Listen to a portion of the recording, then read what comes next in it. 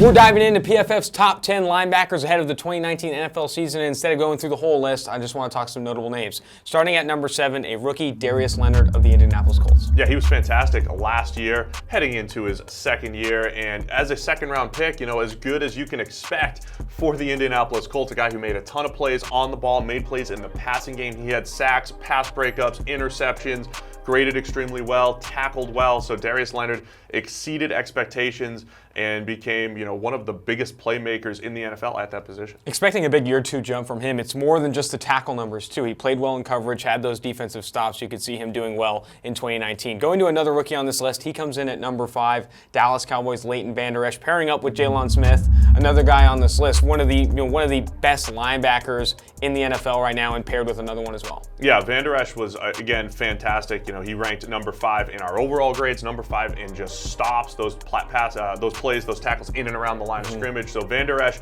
the big question for him coming out, how would he handle playing in coverage, being able to make plays, behind him on the ball? But he was over 80 as a coverage defender, which is excellent, and then over 80 as a run defender as well. So we're talking about a well-rounded, all-around linebacker. Him and Jalen, probably the best combination in the NFL. What's wild is you have Vander Esch, Jalen Smith in Dallas, best linebacker tandem in the NFL, arguably. And you don't even mention Sean Lee. Yes, he's off injured, but still a great player there. So they're really taking over, a changing of the guard in Dallas. Going to number 2, a guy that maybe some Panthers fans might argue for number 1, but Luke Kuechly coming in at number 2 on this list. Talk to me about him. Yeah, the guy that's at number 1. We'll talk about it in a minute. Just edging Luke Kuechly, but Luke is as good as it gets over the course of his career.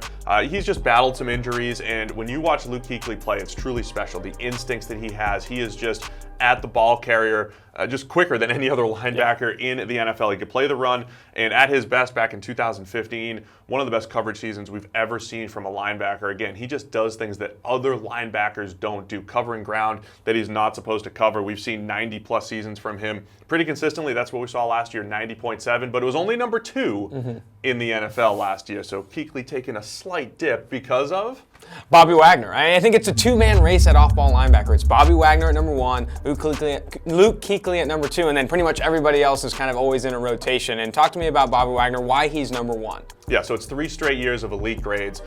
Some of the best tackling we've ever seen. I'm just reading off his missed tackle numbers from PFF Elite. He had 9 in 2016, which is excellent, but then he had only 3 in 2017 and only 2 last year. And when you're talking about a guy that's over 100 solo tackles every single year, that is an incredible rate. Last year, 7 pass breakups, had an interception, didn't allow a touchdown into his coverage.